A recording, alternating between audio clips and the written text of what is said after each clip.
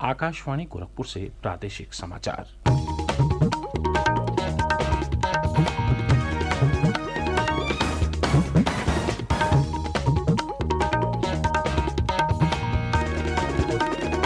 नमस्कार, समाचार बुलेटिन के साथ मैं वेद प्रकाश पाठक। पहले मुख्य समाचार।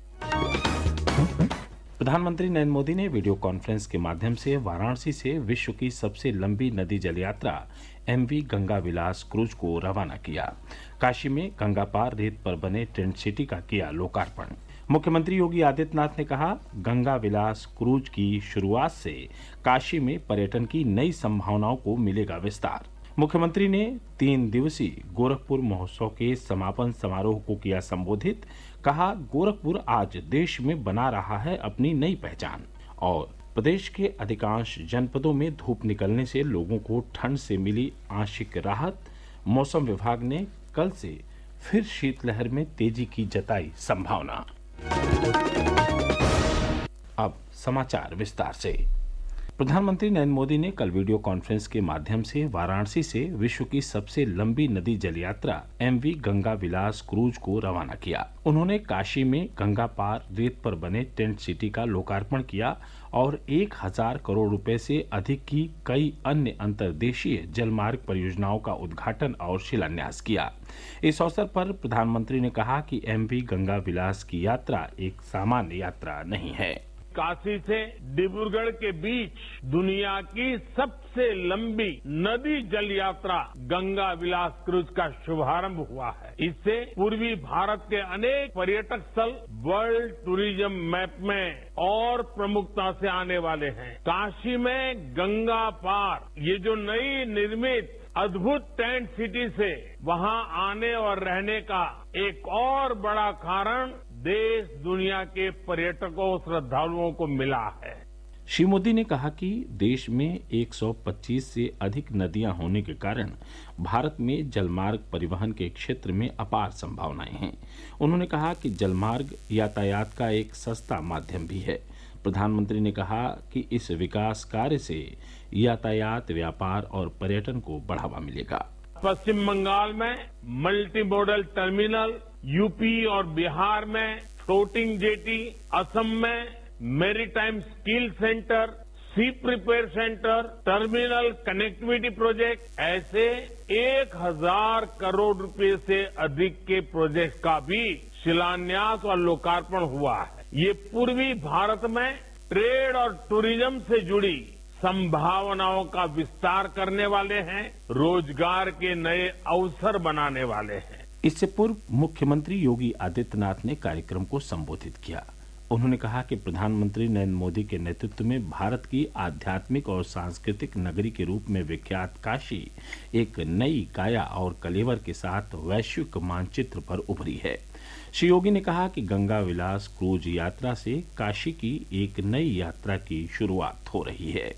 काशी ने एक नई यात्रा प्रारंभ की है। दुनिया की सबसे प्राचीन नगरी, दुनिया की आध्यात्मिक और सांस्कृतिक राजधानी के रूप में विख्यात काशी विगत 8 वर्ष में अपनी इस विरासत की धरोहर को संरक्षित रखते हुए आदरणीय प्रधानमंत्री जी के मार्गदर्शन और नेतृत्व में एक नई काया और कलेवर के साथ वैश्विक मानचित्र पर उभरी है। आज काशी के साथ साथ उत्तर प्रदेश, बिहार, झारखंड आदि राज्यों के लिए एक नए युग में प्रवेश करने का दिन है।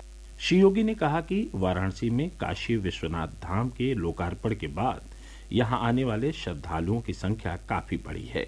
उन्होंने कहा कि गंगा विलास क्रूज की शुरुआत पर्यटन की नई संभावनाओं को गति देगा।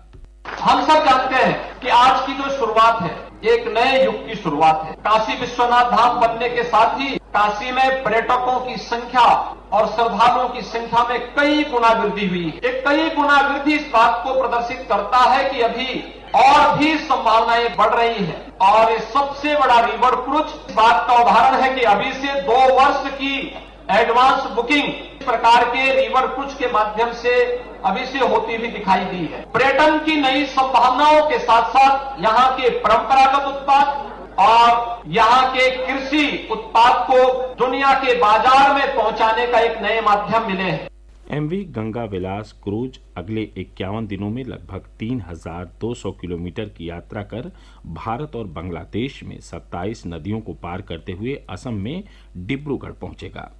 क्रूज पर स्विट्जरलैंड के 32 पर्यटक सवार हैं। एमवी गंगा विलास क्रूज में सभी लग्जरी सुविधाओं के साथ 3 डेक और 36 पर्यटकों की क्षमता वाले 18 स्वीट हैं। क्रूज अपने 51 दिनों की यात्रा के दौरान लगभग 50 पर्यटन स्थलों पर रुकेगा। अयोध्या में श्री राम मंदिर का निर्माण कार्य लगभग 60% पूरा हो चुका है। श्री राम जन्मभूमि तीर्थ क्षेत्र न्यास के महासचिव चंपत राय ने कल संवाददाताओं को बताया कि मंदिर के गर्भगृह में भगवान श्री राम के बाल स्वरूप की प्रतिमा की स्थापना अगले वर्ष जनवरी में की जाएगी। इसके साथ ही मंदिर को श्रद्धालुओं के लिए खोल दिया जाएगा। उन्होंने कहा कि श्री राम मंदिर का निर्माण समय सीमा के पहले पूरा होगा। श्री चंपत राय ने बताया कि रामलला की प्रतिमा 5 से 7 वर्ष के बाल स्वरूप में होगी। प्रादेशिक समाचार आप आकाशवाणी गोरखपुर से सुन रहे हैं। यह समाचार बुलेटिन हमारे YouTube channel AIR news Gorakhpur और ट्विटर हैंडल AIR News_GKP पर भी उपलब्ध है। 3 दिवसीय गोरखपुर महोत्सव का कल समापन हो गया। मुख्यमंत्री योगी आदित्यनाथ ने इस अवसर पर 10 प्रतिभाओं को गोरखपुर रत्न से सम्मानित किया। अपने संबोधन में उन्होंने कहा कि पिछले 6-7 वर्षों में गोरखपुर विकास के मार्ग पर तेजी से आगे बढ़ा है। उन्होंने कहा कि गोरखपुर आज देश में अपनी नई पहचान बनाने में सफल हुआ है।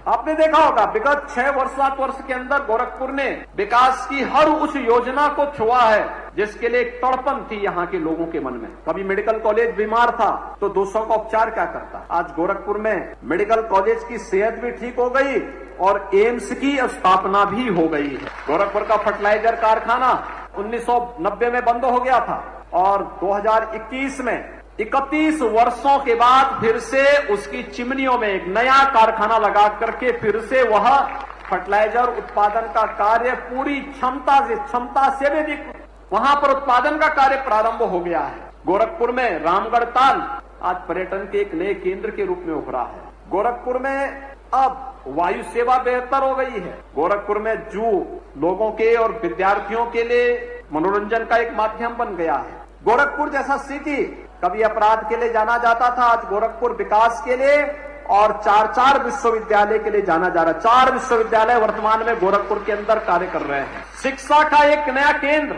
स्वास्थ्य का एक नया हब, व्यापार और उद्योग के एक नए केंद्र के रूप में गोरखपुर अपनी पहचान बना रहा है। मुख्यमंत्री योगी आदित्यनाथ ने कल गोरखपुर में निषाद पार्टी के 10वें संकल्प दिवस पर आयोजित कार्यक्रम को संबोधित किया। उन्होंने कहा कि निषाद पार्टी ने निषाद और मछुआरा समुदाय के लिए 10 वर्ष पूर्व जो संकल्प लिए थे, भाजपा सरकार में वो सब पूरे हो रहे हैं।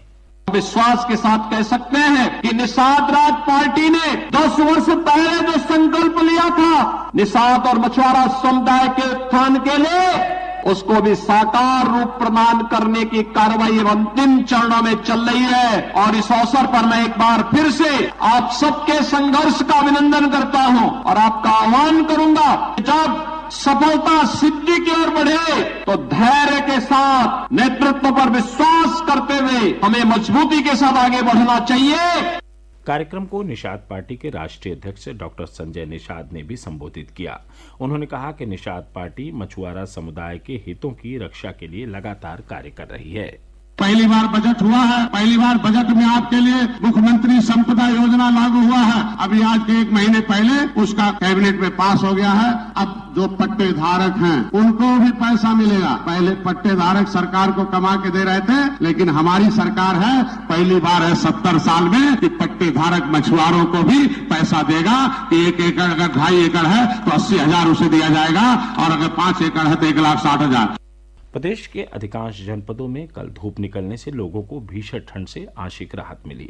मौसम विभाग ने आज भी हल्की धूप निकलने और मौसम के साफ बने रहने की संभावना जताई है। हालांकि कल से शीतलहर में फिर तेजी आ सकती है। और अंत में इस बुलेटिन के मुख्य समाचार एक बार फिर। प्रधानमंत्री नरेंद्र मोदी ने वीडियो कॉन्फ्रेंस के माध्यम से वाराणसी से विश्व की सबसे लंबी नदी जल यात्रा एमवी गंगा विलास क्रूज को रवाना किया। काशी में गंगा पार रेत पर बने टेंट सिटी का किया लोकार्पण। मुख्यमंत्री योगी आदित्यनाथ ने कहा, गंगा विलास क्रूज की शुरुआत से काशी में पर्यटन की नई संभावनाओं को मिलेगा विस्तार। मुख्यमंत्री ने 3 दिवसीय गोरखपुर महोत्सव के समापन समारोह को किया संबोधित। कहा, गोरखपुर आज देश में बना रहा है अपनी नई पहचान। और प्रदेश के अधिकांश जनपदों में धूप निकलने से लोगों को ठंड से मिली आंशिक राहत।